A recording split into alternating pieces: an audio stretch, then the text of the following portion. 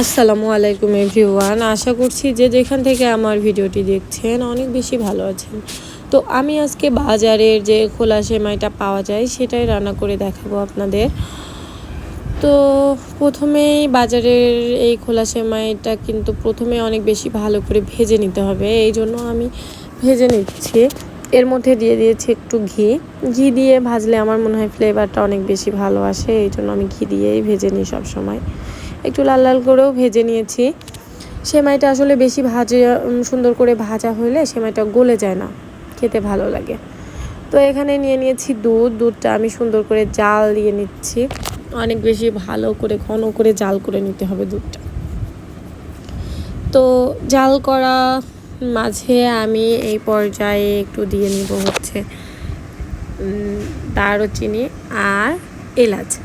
এটা দিলে হয় কি, এটা দিলে অনেক বেশি সুন্দর একটা গন্ধ ছড়ায়, আমার কাছে খুবই ভালো লাগে। এই জন্য আমি সেমাই রান্না বা পায়েস রান্না সব দুটাতেই আমি এটাই ইউজ করি।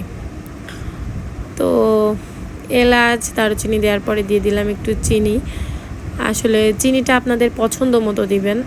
মিষ্টি বেশি খেতে মন চাইলে চিনি একটু বাড়িয়ে দিতে পারেন, আবার কম খেতে মন চাইলে একটু কম দিতে পারেন।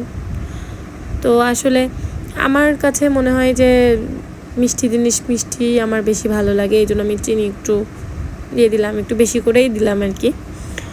তো লবণও দিয়ে দিলাম একটু। লবণটা অবশ্যই দিতে হবে, লবণ না দিলে স্বাদটা পাওয়া যায় না। প্রপার যে স্বাদটা, সেই স্বাদটা আমার মনে হয় আসে না। এই জন্য লবণটা একটু সামান্য দিবেন, কারণ মিষ্টি জিনিসে লবণ কিন্তু কম করেই দিতে হয়। তো এখানে সেমাইটা রান্না করে ঢেলে রাখবো, এই জন্য একটা পাত্র নিয়ে রেডি করে রাখলাম। তো এই পর্যায়ে সেমাইটাও দিয়ে দিলাম। দুধটা যেহেতু ঘন হয়ে এসেছে এবং ফুটছে, তো আসলে সেমাইটা দিয়ে কিন্তু বেশিক্ষণ জাল করবেন না। অনেক বেশিক্ষণ জাল করলে সেমাইটা গলে যেতে পারে। তো দেখবেন যে সেমাইটা একটু সেদ্ধ হয়ে আসলো, এই টাইমে কিন্তু সেমাইটা ঢেলে নেবেন। তো আমি 2 থেকে 3 মিনিট একটু সেমাইটা ফুটালাম। তো এখানে যখনই একটু সেমাইটা সেদ্ধ হয়ে আসবে তখনই কিন্তু সেমাইটা ঢেলে নিতে হবে। তো এই পর্যায়ে আমার সেমাইটা হয়েই আসলো, এই যে এরকম। আর আমি সবসময় ছলছলা সেমাইটাই পছন্দ করি, সেমাই থেকে দুধটা একটু বেশি হবে, এরকম সেমাই খেতে আমার বেশি ভালো লাগে। এই জন্য আমি সবসময় একটু দুধটা বেশি দিই আর সেমাইটা হচ্ছে কম দিই।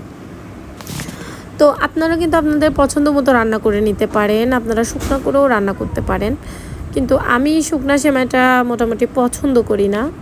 আমার কাছে এরকম দুধ সেমাই ভালো লাগে।